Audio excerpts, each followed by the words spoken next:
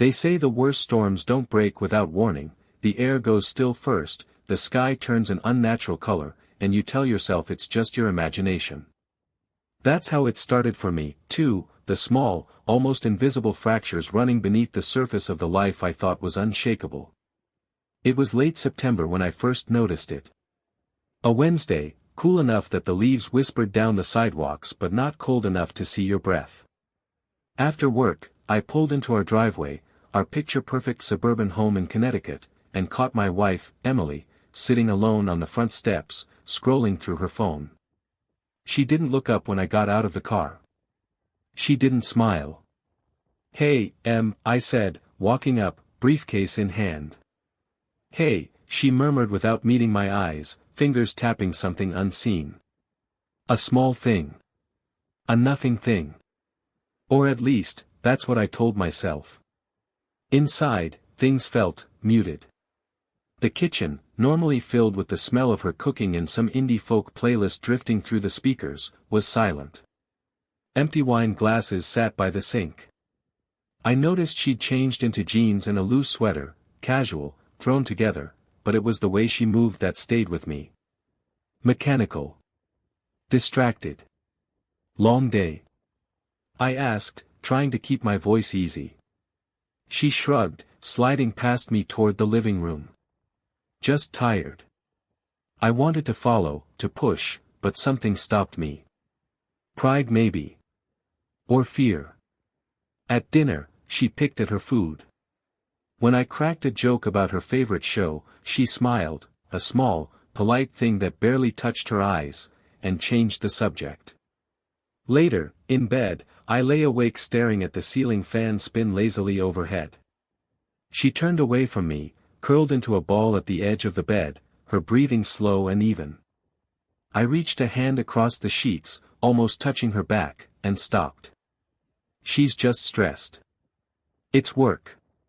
It's the kids. It's life. That's what I kept telling myself.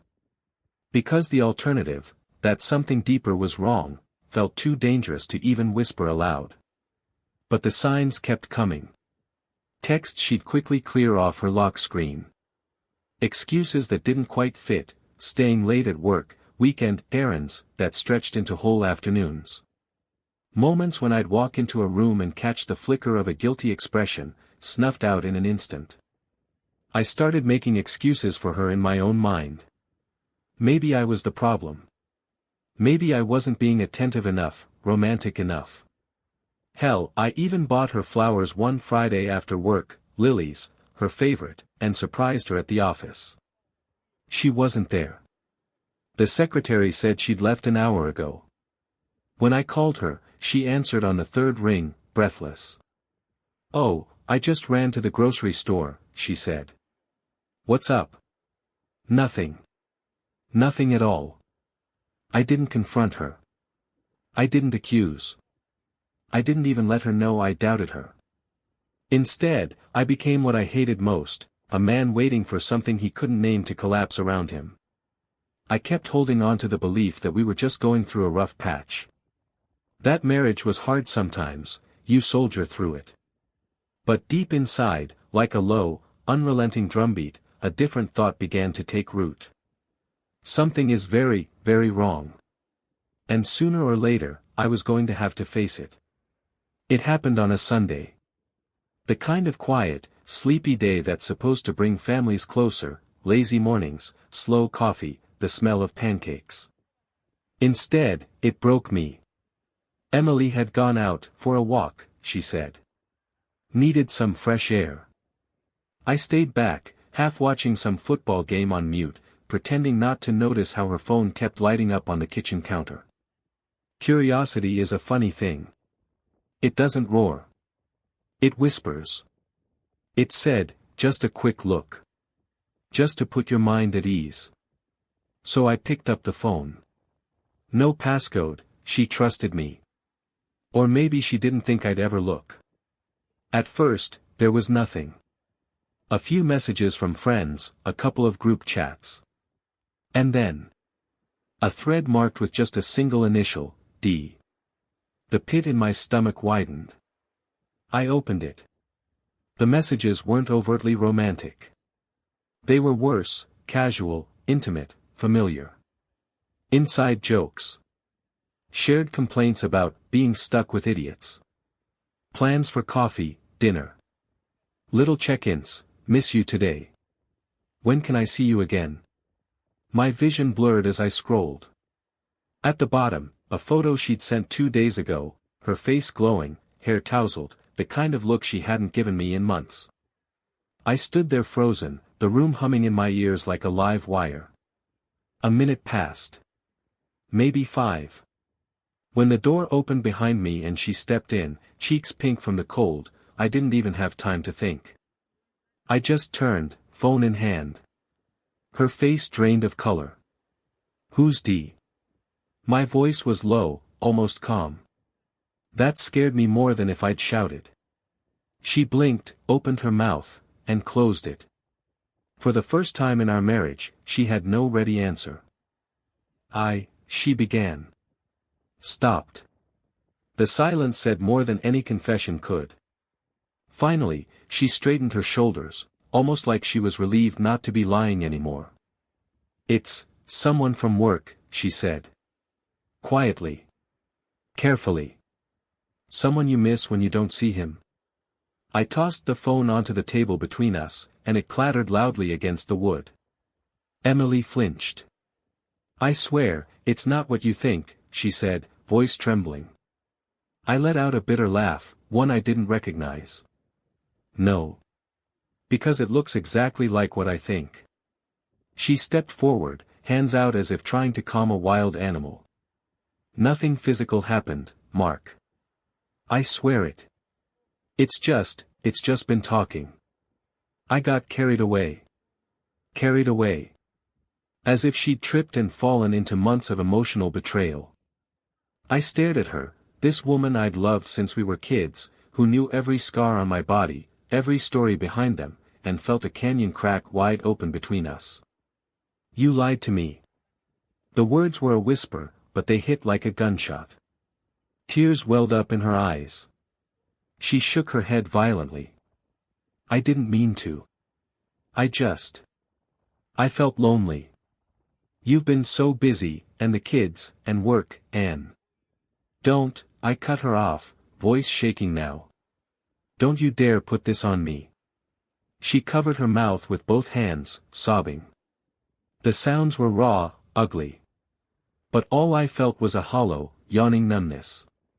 The man I was before that moment, the man who trusted blindly, who built a life on love and loyalty, died right there in our kitchen, between the marble countertops and the stainless steel fridge. I didn't yell. I didn't throw anything. I just walked past her, grabbed my coat, and left. I drove for hours, no destination in mind. Watched the sun sink behind skeletal trees, felt the chill of the steering wheel under my palms. Somewhere around midnight, parked by the river, I leaned my head back against the seat and stared at the black ceiling of the car. I wanted to scream. I wanted to smash something until my knuckles bled. But mostly, I just wanted to wake up and realize it had all been a dream. Instead, all I had was the cold certainty that everything I thought I knew, everything I thought I was building, had been a lie. The days after the discovery blurred into a fog of silence and mechanical routine. I went to work. I answered emails. I made small talk with colleagues I could barely hear. And when I came home, the house felt like a museum exhibit of a life that didn't exist anymore. Emily tried, at first. Cooking meals she knew I liked. Leaving little notes around the house like we were still us. I didn't tear them up. I didn't scream at her. I just didn't respond. I slept in the guest room, if you could call it sleep. Most nights I lay there, eyes wide open, staring into the dim glow of the streetlight outside the window. I'd hear her footsteps sometimes, pausing outside the door like she wanted to knock. Sometimes she did. I never answered. Because what could she say? What could she possibly say that would undo the fact that while I was here, building a life with her, she was building secret worlds with someone else? I stopped checking my phone. I stopped looking at her. I stopped talking, unless it was about something neutral, the kids' schedules, bills, groceries. Cold, practical things that didn't require a soul to discuss. Inside, I was crumbling. At night, memories flooded in like a broken dam. How we met, both broke and stubborn at 23. How she laughed at my terrible car, that ancient Honda Civic with the ripped seat covers and the door that needed a special kick to open. How we used to dream about this life, this house, these children, this future. It played over and over like a cruel film reel, and every scene was poison now. Was it all a lie? Had she always been capable of this? I didn't know. And that not knowing hollowed me out from the inside like rot. The loneliness was worse than the betrayal. Because I wasn't just missing her, I was missing the idea of her. The best friend who would sit with me through long, hard nights. The woman who, in the early years, would fall asleep with her head on my chest, breathing steady and sure. Now she was 10 feet down the hall, separated by walls and guilt, and she might as well have been a million miles away. One night, about 2 weeks after the confrontation, I cracked. I was sitting in the living room, the TV flickering quietly across the dark room, some late-night infomercial selling knives that could cut through shoes or some nonsense. I sat there, a glass of bourbon untouched on the coffee table, my fists clenched until my nails dug into my palms. I wanted to throw the glass across the room. I wanted to smash the television. I wanted to break something, anything, to match the way I felt inside. Instead, I buried my face in my hands, and for the first time since I was a kid, I cried. Not a few manly tears. Not a tight, stoic single drop. Real, ugly sobs that racked my whole body until I couldn't breathe. I don't know how long I sat there. Long enough that when I looked up, the sky was starting to turn gray with the first hints of dawn. Later that morning, I watched Emily move around the kitchen, hair tied up, still pretending everything was normal. The sound of plates clinking, the smell of coffee brewing. Normal life continuing in a house where nothing was normal anymore. And it hit me, a cold, sharp truth, slicing through the grief. This wasn't going to fix itself. No amount of crying or wishing or pretending was going to fix what she broke. If I wanted to survive this, if I wanted to ever feel human again, I was going to have to take control. I was going to have to stop bleeding for someone who didn't think I could bleed. That's when the first ember of something new sparked deep inside me. Not anger. Not hatred. Resolve. A cold, calculating part of me began to stir. Quiet. Focused. And it whispered to me. You're not going to fall apart. You're going to get smart. You're going to make them regret ever thinking they could destroy you. The moment I decided to stop drowning in it, everything changed. It didn't happen with a dramatic speech or a fist slammed onto a table. It was quieter than that, a realization that settled into my bones like the first hard frost of winter. I wasn't going to fight for her anymore. I was going to fight for myself. That morning after the breakdown, I brewed a pot of black coffee, sat at the kitchen table, and pulled out a yellow legal pad. Emily was still asleep upstairs, unaware that while she dreamt of whatever future she thought she could salvage, I was starting to map out her reckoning. Rule number 1, no emotional outbursts. If I let anger control me, I'd lose. And I was done losing. Rule number 2, gather evidence, not arguments. I needed facts, proof, leverage, not just hurt feelings.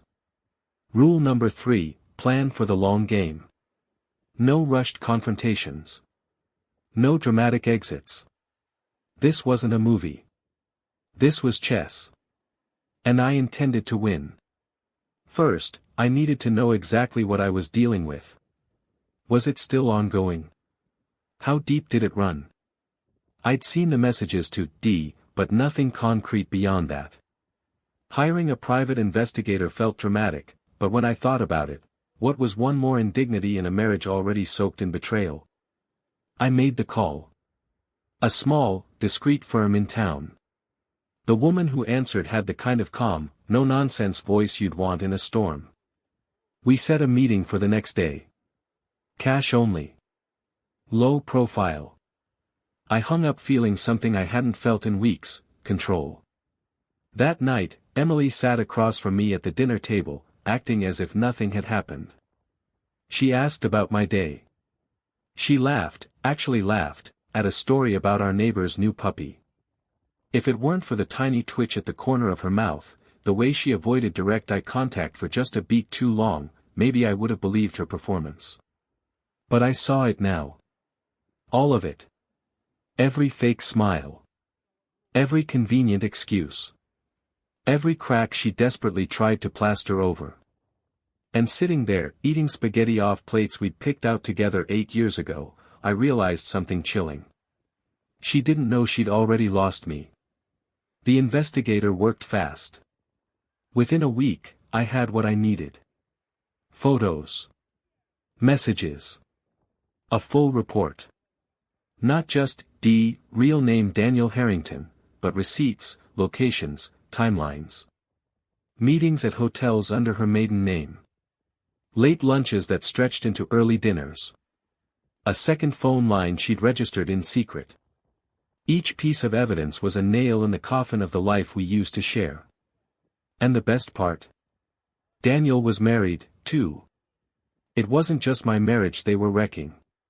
It was his, too. I started moving pieces quietly, methodically. Met with a lawyer, a woman sharp as a razor and twice as cold, who helped me draft a divorce strategy. We talked assets. Custody. Alimony. I learned quickly that the courts favored those who stayed calm, who looked reasonable and betrayed, not bitter and vengeful. I could do that.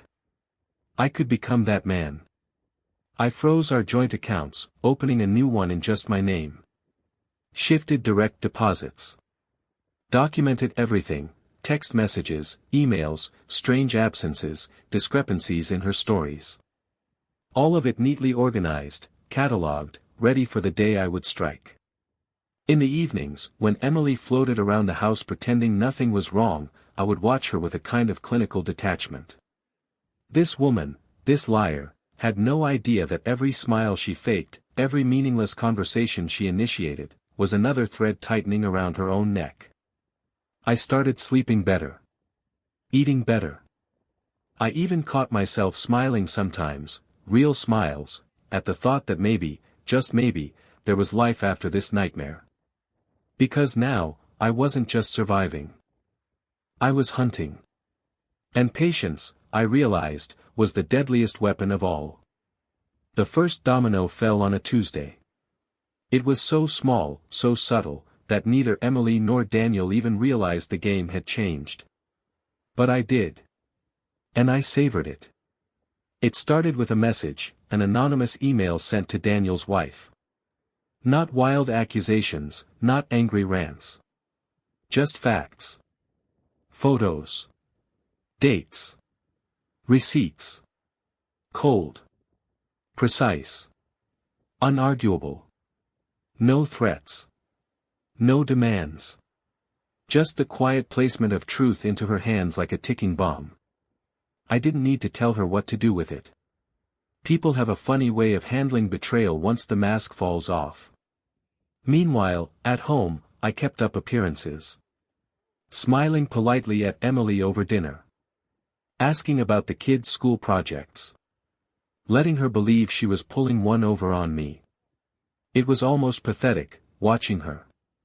How she tried a little harder, more touches on the arm, more "I love you" whispered just a little too stiffly. I returned every one of them with a small smile and an empty heart. 2 days after the email went out, I got confirmation through the investigator.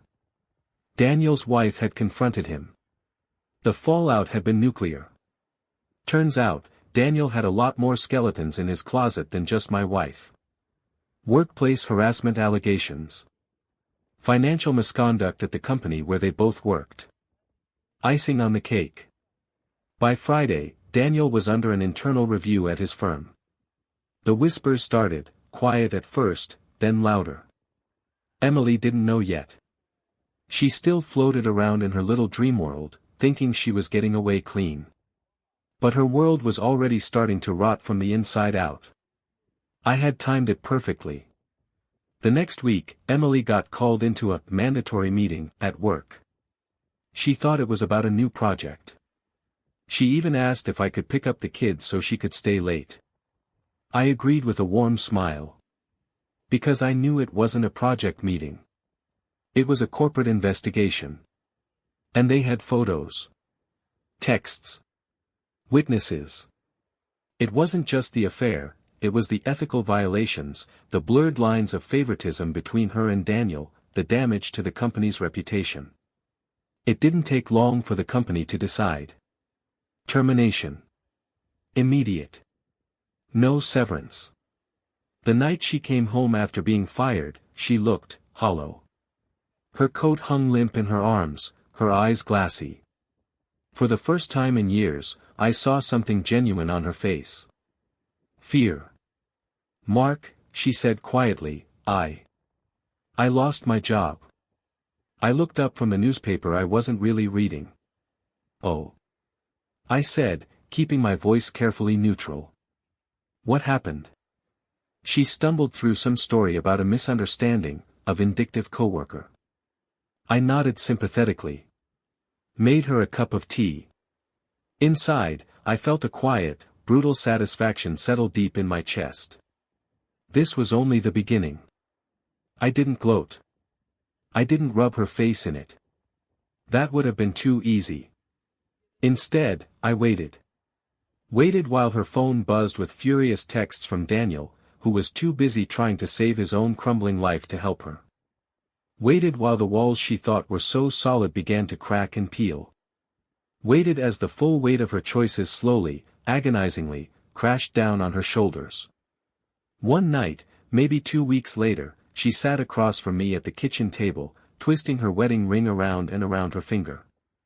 "Mark," she said, voice barely a whisper, "I made a terrible mistake." I looked at her, really looked at her, and saw not my wife, not the woman I had loved, but the sum total of 100 little betrayals. I set my coffee cup down. "Yeah," I said quietly. "You did." And for the first time, I didn't feel pain. I didn't feel sadness. I felt free. It's a strange thing, watching someone realize their world is on fire, and that they're the ones who struck the match. Emily's unraveling didn't happen all at once. It came in pieces, like a house groaning under its own weight before it finally caves in. And I watched it all. Silently. Deliberately. After the job loss, the second hit came hard. Daniel's wife didn't just divorce him, she made it public. Very public. Court filings. Public statements. Allegations that included not just infidelity, but professional misconduct, financial fraud, and harassment. Local news outlets picked it up. Small town, big gossip. Pictures of Daniel in handcuffs, being led out of the office, spread across every social media feed within hours. And while Emily's name wasn't front and center, it wasn't buried either. Her coworkers knew. Her friends knew. The PTA moms she used to sip wine with on Fridays knew. She couldn't set foot in the grocery store without feeling eyes on her. Whispers blooming in every aisle. One afternoon, I found her sitting on the couch, staring blankly at the television. She was still in her pajamas. Hadn't brushed her hair. There was a coffee cup on the table, stone cold. Next to it, a pile of unopened mail, bills, mostly. She looked up at me like a wounded animal when I walked in. "They're talking about me online," she said, voice flat. "The moms, everyone. Someone even posted a picture of me and Daniel at that charity dinner." I said nothing. What was there to say? She had built this bonfire herself. All I had done was stand back and let the wind catch. Around this time, her so-called friends started ghosting her. The invitations stopped. The texts dried up. Even her closest confidant, someone who had once been her maid of honor, quietly unfriended her on Facebook. Isolation settled on her shoulders like a heavy winter coat. And still, I said nothing. I stayed polite. Distant. Cold as marble. I could see the realization finally dawning in her eyes. I am alone. Not because I left her. Because she burned every bridge she ever had. The final blow came during the divorce proceedings. We sat across from each other in a sterile, beige conference room. Her lawyer, some sweaty, panicked guy who looked like he was 2 wrong moves away from a breakdown, tried to argue for alimony, for keeping the house, for joint custody. My lawyer, calm, professional, lethal, dismantled every plea with methodical precision. We had the evidence. The infidelity. The financial instability. The reputational damage. In the end, Emily walked away with almost nothing. No house. No custody, only supervised visits. No spousal support. Just her name, her shame, and the ruins of the life she had gambled away. As we signed the final papers, she hesitated, just for a second, pen trembling in her hand. She looked up at me, eyes full of something that almost resembled the woman I used to love. Regret. Panic. Grief. Mark, she whispered. I'm so sorry. I met her gaze steadily, feeling no anger, no pity, no affection. Sorry doesn't change the truth, I said. And it doesn't change the consequences. She swallowed hard, blinked back tears, and scribbled her name at the bottom of the page. It was over. Later that night, I sat alone in what used to be our backyard. The air was cool, the stars sharp against the dark velvet sky. I leaned back in the old lawn chair, closed my eyes, and just breathed. No more lies. No more betrayal. No more weight pressing down on my chest. Only silence. Only freedom. The past was burning behind me, but ahead? Ahead was something else. A beginning.